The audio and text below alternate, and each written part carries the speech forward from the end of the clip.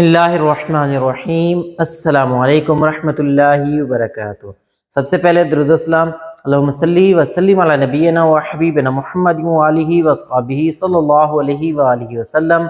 میں ہوں محمد عمران، موجود ہوں سعودی عرب میں۔ رمضان کا سیزن چل رہا ہے، رمضان کا پہلا جمعہ بھی گزرا ہے، دوسرا جمعہ بھی گزرا ہے۔ آپ نے ضرور دیکھا ہوگا کہ شدید قسم کا رش اس بار دیکھنے میں مل رہا ہے، لیکن آج کی ویڈیو میں آپ کو بتانے والا ہوں، اگر آپ رمضان میں عمرہ کی خواہش رکھتے ہیں یا رمضان کے لاسٹ عشرے میں آپ عمرہ پہ آ رہے ہیں، اگر آپ کا کوئی بھی دوست یا جاننے والا سعودی عرب کے اندر مقیم ہے تو یہ ویڈیو اس کے ساتھ لازمی شیئر کیجیے گا، کیونکہ آج کی ویڈیو میں لاسٹ عشرے کے حساب سے آپ کو بتانے والا ہوں کہ اگر آپ آخری عشرے پہ عمرہ پہ آ رہے ہیں تو آپ کو کون سی تمام تر چیزوں کا خیال رکھنا ہوگا تاکہ آپ آسانی کے ساتھ آ کے اپنا عمرہ ادا کریں اور آسانی کے ساتھ آپ کو کسی بھی قسم کی مشکلات پریشانی کا سامنا نہ کرنا پڑے۔ تو اگر آپ نے ابھی تک میرے چینل کو سبسکرائب نہیں کیا، سبسکرائب لازمی کر لیں۔ اسی دعا کے ساتھ آج کی ویڈیو کا آغاز کرتے ہیں۔ جو لوگ بھی حج عمرہ مکہ مدینہ کی خواہش رکھتے ہیں، اللہ پاک تمام لوگوں کو اسی سال حج بیت اللہ کی حاضری نصیب فرمائے، اور جو لوگ مشکلات پریشانیوں میں، اللہ پاک تمام لوگوں کے تمام تر مشکلات پریشانی آسان فرمائے۔ کمنٹ سیکشن میں آمین لکھ دیں، شاید آپ کا بولا ہوا ایک آمین یہ دعا تمام لوگوں کے لیے قبول ہو جائے۔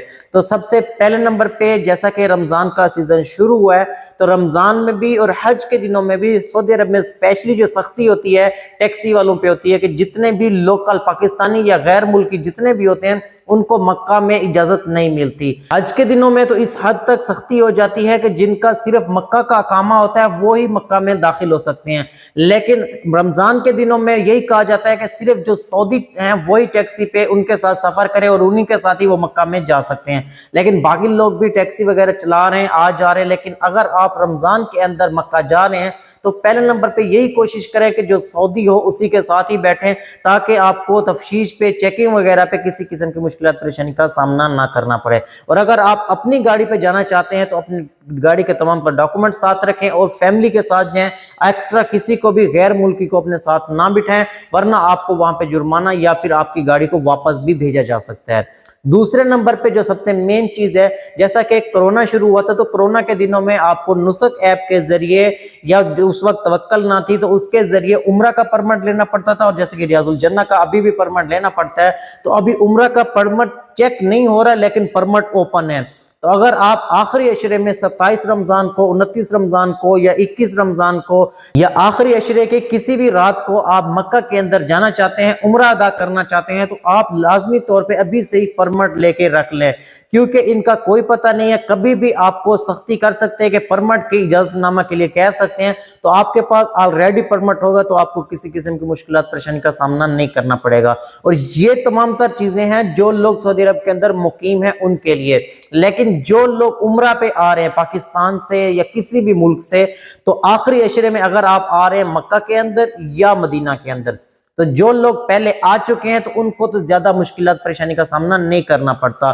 کیونکہ ان کو راستے اور تمام تر چیزوں کے بارے میں آلریڈی معلوم ہوتا ہے، لیکن جو لوگ پہلی بار آ رہے ہیں اور وہ بھی رمضان کے آخری عشرے میں آ رہے ہیں، تو آپ نے کوشش یہ کرنی ہے کہ جو بھی 3-4 لوگ ہیں یا کسی فیملی کے ساتھ آ رہے ہیں تو آپ نے بالکل ایک ساتھ رہنا ہے، کیونکہ شدید قسم کا رش ہوتا ہے۔ رش کے بعض اوقات ایسا ہوتا ہے کہ راستے بند ہو جاتے ہیں تو کسی اور جگہ شفٹ کر دیا جاتا ہے، تو وہ فیملیز اور تمام تر لوگ آگے پیچھے ہو جاتے ہیں، جس کی وجہ سے ایک دوسرے کو ڈھونڈنے میں بہت زیادہ مشکلات کا سامنا کرنا پڑتا ہے۔ اگر آپ فیملی کے ساتھ آ رہے ہیں یا 2-3 لوگ ہیں تو آپ نے کوشش یہ کرنی ہے کہ آتے ہی آپ نے مکہ میں پہنچ کے سب سے پہلے نمبر پہ آپ نے عمرہ ادا کرنا ہے، یا اس سے پہلے ہی آپ نے سم لے لینی ہے۔ سم سے یہ ہوگا کہ آپ کا آپس میں رابطہ آسانی کے ساتھ ہو جائے گا۔ رمضان کا مہینہ تقریباً آدھا مکمل ہونے والا ہے، 2 جمعے گزر چکے ہیں اور 2 جمعے مزید آنے والے ہیں، تو الحمدللہ سے جو 2 جمعے گزر چکے ہیں وہ میں نے حرم کے اندر ہی ادا کیے ہیں، تو اس لیے میں نے سوچا کیوں نہ آپ کو جو 2 جمعے میں نے ادا کیے ہیں اس میں جو چیزیں مشکلات تھی یا جو چیز نہیں تھی وہ آپ کے ساتھ ضرور شیئر کروں، کیونکہ سب سے مین جو پرابلم آ رہا ہے تفتیش، یعنی کہ چیکنگ بہت زیادہ ہو رہی ہے، لائنیں لگی ہوئی ہیں،